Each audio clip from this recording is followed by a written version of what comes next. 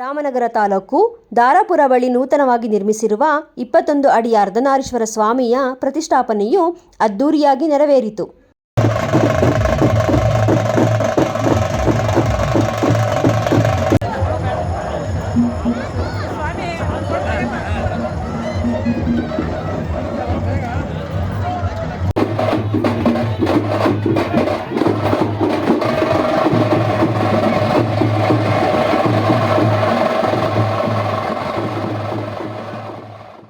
ಬರಡು ಭೂಮಿಯಂತಿದ್ದ ಸ್ಥಳವನ್ನು ಪವಿತ್ರ ಸ್ಥಳವನ್ನಾಗಿ ಪರಿವರ್ತಿಸಿದ ಕೀರ್ತಿ ದಾರಾಪುರ ಗ್ರಾಮದ ಮುಖ್ಯಸ್ಥರಿಗೆ ಹಾಗೂ ಜನತೆಗೆ ಸಲ್ಲುತ್ತದೆ. ಈ ಬೃಹತ್ ವಿಗ್ರಹದ ಪ್ರತಿಷ್ಠಾಪನೆಯ ಹಿಂದೆ ರೋಚಕ ಕಥೆ ಇದೆ ಹಾಗೂ ಇದರ ಪವಾಡ ಅದ್ಭುತವಾಗಿದೆ. ಅದರ ಬಗ್ಗೆ ಅಲ್ಲಿನ ಮುಖಂಡರು ಈ ರೀತಿ ತಮ್ಮ ಅಭಿಪ್ರಾಯ ತಿಳಿಸಿದ್ದಾರೆ. ಸರ್ ನಮಸ್ತೆ. ನಮಸ್ಕಾರ ಮೇಡಮ್. ತಮ್ಮ ಹೆಸರು? ನನ್ನ ಹೆಸರು ಮಹಾದೇವಪ್ಪ ಅಂತ. Okay sir. ನಾನು ಇದೇ ಲಕ್ಷವರ ಗ್ರಾಮದ ಪಕ್ಕದೂರಿನವನು. ಈ ಭಗವಂತ ಉಚ್ಮಾರಪ್ಪ ಅಂತ ಹೆಸರಿದೆ. ಸುಮಾರು ಚಿಕ್ಕ ವಯಸ್ಸಿಂದ ನಮ್ಮ ಅನುಭವ ಬಂದಾಗಿಂದ ನಾವು ಇಲ್ಲಿ ದೇವಸ್ಥಾನಕ್ಕೆ ಬರ್ತಾ ಇದ್ದೀವಿ. ಅವಾಗ ತುಂಬ ಕಾಡು ಮೇಡು ಇತ್ತು, ಇಲ್ಲಿ ಬರೋಕ್ಕೂ ತುಂಬ ತೊಂದರೆ ಆಗ್ತಾ ಇತ್ತು. ಇಲ್ಲಿ ಪ್ರತಿ ವರ್ಷ ಜಾತ್ರೆ ನಡೀತದೆ. ಫೆಬ್ರವರಿ ತಿಂಗಳಲ್ಲಿ 2ನೇ ಸೋಮವಾರ ಪ್ರತಿ ವರ್ಷ ನಾವು ಯಾವುದೇ ಕಾರಣಕ್ಕೂ ನಿಲ್ಲಿಸಲ್ಲ. ಸಾವಿರಾರು ಜನ ಸೇರ್ತಾರೆ ಇಲ್ಲಿ. ಹಾಗಾಗಿ ಹೀಗೆ ನಡೀತಾ ಬರ್ತಾ ನಮಗೆ ವಿದ್ಯಾಭ್ಯಾಸ ಎಲ್ಲ ಮಾಡಿದಾಗ ಪ್ರತಿ ವರ್ಷನೂ ಬಂದು ಇಲ್ಲಿ ಭಗವಂತನ ದರ್ಶನ ಮಾಡಿ ಅವನ್ನ ಬೇಡ್ಕೊಂಡು ನಾವು ವಿದ್ಯಾಭ್ಯಾಸಗಳೆಲ್ಲ ಮುಗಿಸ್ಕೊಂಡಿದ್ದೀವಿ. ಪ್ರತಿಯೊಂದರಲ್ಲೂ ನಮಗೆ ಇಲ್ಲಿ ಬಂದಿರೋದ್ರಿಂದ ಎಲ್ಲ ನಮಗೆ ಅನುಕೂಲತೆಗಳಾಗಿದೆ. ಎಲ್ಲ ಕಷ್ಟಗಳು ಸಂಪೂರ್ಣವಾಗಿ ನಾಶವಾಗಿದೆ. ಏನೇ ಕಷ್ಟ ಬಂದ್ರೂ ಭಗವಂತ ನಮಗೆ ಪರಿಹಾರ ಮಾಡಿಕೊಡ್ತಾನೆ. ಇದರಲ್ಲಿ ನಾ ಎರಡನೇ ಮಾತಿಲ್ಲ. ಮತ್ತು ಇದೇ ರೀತಿ ಈ ಕ್ಷೇತ್ರದಲ್ಲಿ ಸಾವಿರಾರು ಜನ ಬರ್ತಾರೆ ಹೋಗ್ತಾರೆ. ಯಾವುದೇ ರೀತಿಯಾದ ಅವ್ರ ದೇಹದಲ್ಲಿ ಕಾಯಿಲೆ ಇದ್ರೆ ಭಗವಂತನ ಬೇಡ್ಕೊಟ್ರೆ ಕಾಯಿಲೆ ಸಂಪೂರ್ಣವಾಗಿ ನಾಶ ಆಗುತ್ತೆ. ಯಾರಾದ್ರೂ ಮಕ್ಳಿಲ್ಲ ಅಂತ ಕೇಳ್ಕೊಂಡು ಅವ್ರ ಮಕ್ಳು ನಾನು ಕೊಡಪ್ಪ ಅಂತ ಅಂದ್ರೆ ಆ ಮಕ್ಳು ಕೊಟ್ಟಿದ್ದಾನೆ. ಇಲ್ಲಿ ಮಕ್ಕಳಾಗಿರೋದಕ್ಕೆ ಅವರಿಗೆ ಮಾದೇವ ಅಂತ ಹೆಸರು ಕಟ್ಟಿದ್ದಾರೆ. ಈ ಒಂದು ಇದ್ರ ಮೇಲೆ ನಾನು ಅವನ ಒಂದು ಮಹಿಮೆ ಅಂತಾನೆ ನಾನು ಹುಟ್ಟಿರೋದು ನಮ್ಮ ತಾಯಿ ಹೇಳ್ತಾ ಇದ್ರು.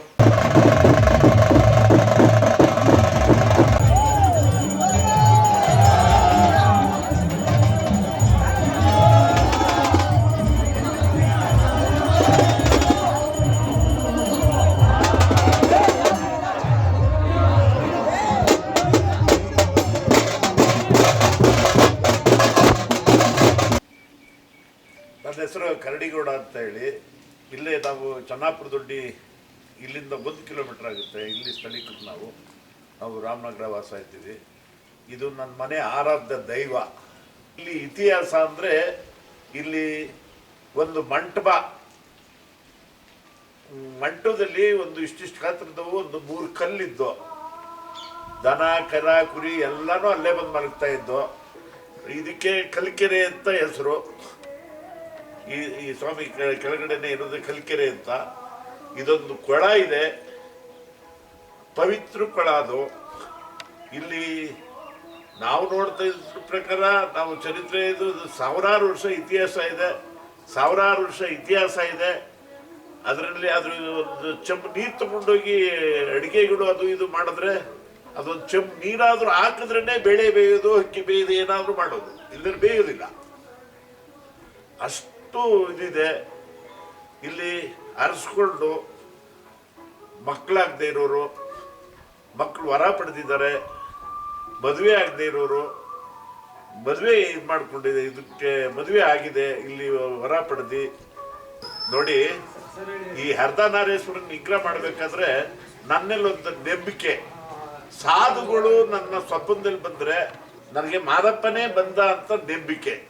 ಆವಾಗ ನನಗೆ ಇಲ್ಲಿ 4-5 ವರ್ಷದಿಂದನೂ ಅರ್ಧನಾರೀಶ್ವರನ ವಿಗ್ರಹ ಮಾಡಬೇಕು ಅಂತ ನಾನು ಇದು ಮಾಡಿರ್ಲಿಲ್ಲ.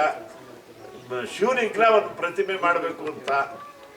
ಈ ವಿಗ್ರಹನ ನಾನು ರಾಮನಗರ ಐಜೂರಿನಲ್ಲಿ ಈಗ ಸಂಕಷ್ಟಾರ ಗಣಪತಿ ದೇವಸ್ಥಾನ ಕಟ್ಟಿಸಿರೋ ಫ್ರಂಟ್ ಬಾಗಿಲಿನಲ್ಲಿ ಮಾಡಿಸ್ಬೇಕು ಅಂತ ತುಂಬಾ ಪ್ರಯತ್ನ ಪಟ್ಟೆ. ಅಲ್ಲಿ ತುಂಬಾ ಜಾಗ ಕಿಸ್ಕಿಂದಾಯ್ತು, ಆಗಲಿಲ್ಲ. ಇದು 5-6 ವರ್ಷದಿಂದ ಇದು ಮಾಡ್ಕೊಂಡಿದ್ದದ್ದು. ಆಮೇಲೆ ಕೊನೆಯಲ್ಲಿ ಅಷ್ಟಕ್ಕೆ ನಮ್ಮ ಅಪ್ಪನ ಸದ್ದಿನಲ್ಲೇ ಮಾಡ್ಬಿಡೋಣ, ನಾವು ಹುಟ್ಟದಕ್ಕೆ ಏನೂ ಪ್ರಯೋಜನ ಇಲ್ಲ, ಇದಾದ್ರೂ ಒಂದು ಶಾಶ್ವತವಾಗಿ ಉಳ್ಕೊಳ್ತದೆ, ನಮ್ಮಿಂದ ಏನೂ ಬರೋದಿಲ್ಲ, ನಾವು ಮಾಡ್ಬಿಟ್ಬಿಟ್ಟು ಹೋಗಿರೋದು.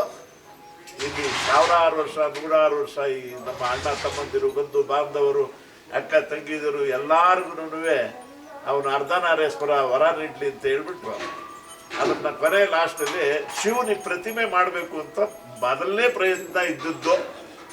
ಆಮೇಲೆ ಕೊನೆ ಲಾಸ್ಟಲ್ಲಿ ನಾನು ಮನೇಲಿ ಮಲಗಿರ್ಬೇಕಾದ್ರೆ ಒಂದು 3 ಗಂಟೆ ರಾತ್ರಿ.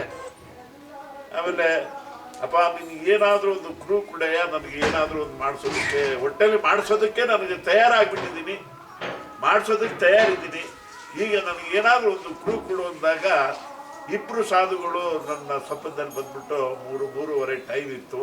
ಅವಾಗ ಅರ್ಧನಾರೀಶ್ವರ ನಿಗ್ರಹ ಮಾಡಿಬಿಡು. ಅವ್ರು ಹಂಗೆಲ್ಲ ಹೇಳೋದು, ಅರ್ಧನಾರಿ ಪ್ರತಿಮೆ ಮಾಡಿಸು, ಅರ್ಧನಾರಿ ಪ್ರತಿಮೆ ಮಾಡು ಅಂತ ಹೇಳಿ 2 ಸಾಧುಗಳು ನನಗೆ ಗೈಡೆನ್ಸ್ ಮಾಡಿದ್ರು.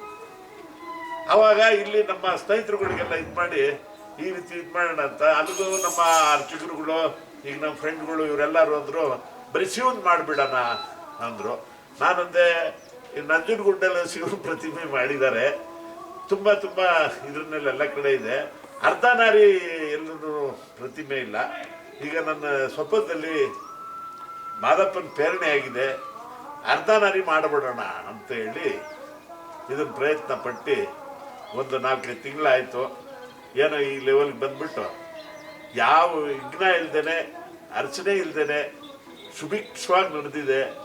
ಇಲ್ಲಿ ನಮ್ಮ ರಾಜಶೇಖರ್ ಅವರು, ನಮ್ಮ ಮಾದೇವ್ ಅವರು, ಮತ್ತು ನಮ್ಮ ಇನ್ನೊಬ್ರು ಇಲ್ಲಿ ಮಾಧವ್ ಇದ್ದಾರೆ, ಇಲ್ಲಿ ನಮ್ಮ ರಾಜಣ್ಣ ಅಂತ ಇದ್ದಾರೆ, ನಮ್ಮ ಕಿರಣ ಶಾಸ್ತ್ರಿಗಳಿದ್ದಾರೆ. ಇವರೆಲ್ಲರೂ ಎಲ್ಲ ಪ್ರೇರಣೆ ಮಾಡಿ ನಮಗೆ ಇದರಲ್ಲಿ ನಿಮ್ಗೇನು ಸಹಕಾರ ಬೇಕು ಎಲ್ಲ ಮಾಡ್ತೀವಿ, ನೀವು ಅದನ್ನು ಮಾಡಿಸಿ, ನಿಮ್ಮ ಬೆಂಬಲಕ್ಕೆ ನಾವು ಇರ್ತೀವಿ ಅಂದರು. ಅವರೆಲ್ಲರೂ ಪ್ರೇರಣೆ ಮಾಡಿದ್ರು. ಏನೋ ನಮ್ಮ ಅಪ್ಪನ ಇದರಲ್ಲಿ ಇವತ್ತು 2 ಕಣ್ಣು ಸಾಲೋದಿಲ್ಲ. ನನಗೆ ಪೂಜೆ ಮಾಡಬೇಕು ಅಂತ ಹೇಳಿ ಇದು ಮಾಡಿದ್ರೆ ನನಗೆ ಆರೋಗ್ಯನೇ ಸರಿಯಾಗಿಲ್ಲ. ಇಲ್ಲಿ ನಮ್ಮ ಸ್ನೇಹಿತರುಗಳು ಎಲ್ಲರೂ ಭೇಟಿನೇ ಇಲ್ದೇನೆ ನಾವು ಹೆಂಗಿಲ್ಲಿ ಪೂಜೆ ಮಾಡೋದು, ಆ ಗೌಡ್ರಿಗೆ ಆರೋಗ್ಯ ಸರಿಯಾದ ಮೇಲೆ ಇದ್ರ ಪೂಜೆ ಇಟ್ಕೊಳ್ಳೋಣ ಅಂತ.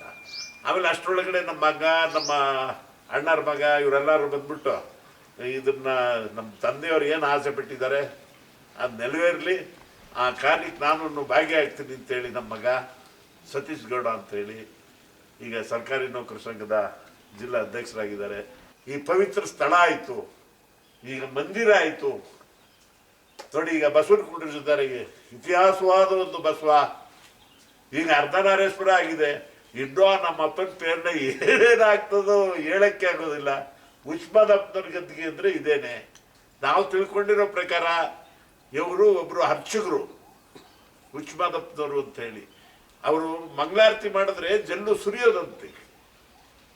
ದನ ಬೇಯಿಸೋ ಹುಡುಗರುಗಳು ಅವರು ಇವರೆಲ್ಲರೂ ಹೋಗಿ ಸ್ವಾಮಿ ನಾವು ಹುಲಿ ನೋಡಬೇಕು ಕರೀರಿ ಅಂದರೆ ಏನೋ ಎದ್ರಕೋತೀನಿ ಕಣೋ, ನೀವು ಹಂಗೆಲ್ಲ ಕರಿಬಾರ್ದು ಅನ್ನ ನೋಡಬೇಕು ಸ್ವಾಮಿ ಅಂತ ಹುಡುಗರೆಲ್ಲ ಏನೋ ಪ್ರೇರಣೆ ಮಾಡಿದಾಗ ಇಲ್ಲಿ ಎಲ್ಲ ಸುತ್ತ ಮುಂಡಗಳ್ಳಿ ಬೆಳೆನೇ ಇದ್ದದ್ದು. ಮುಂಡಗಳ್ಳಿ ಬೆಳೆ ಅಂದರೆ ಗೊತ್ತಾ ನಿಮಗೆ?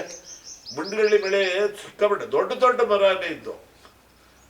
ಅಲ್ಲಿ ಹೋಗ್ಬಿಟ್ಟು ಕಂಚ ಕರಿಯ ಎಲ್ಲಿದ್ದೀರೋ ಅದೇನೋ ಹುಡುಗರು ನೋಡ್ಬೇಕು ಅಂತ ಅವ್ರಿಗೆ ಸ್ವಲ್ಪ ಬಕ್ಕದಷ್ಟ ಕೊಡ್ರಪ್ಪ ಅಂದ್ಬಿಟ್ಟು ಆ ಮುಂಡಗಳ್ಳಿ ಬೆಳೆಗೆ ತೇರ್ತಾ ಹಾಕ್ತದಕ್ಕೆ ಹುಲಿಗಳು ಎದ್ದು ಬಂದ್ಬಿಟ್ವಂತೆ.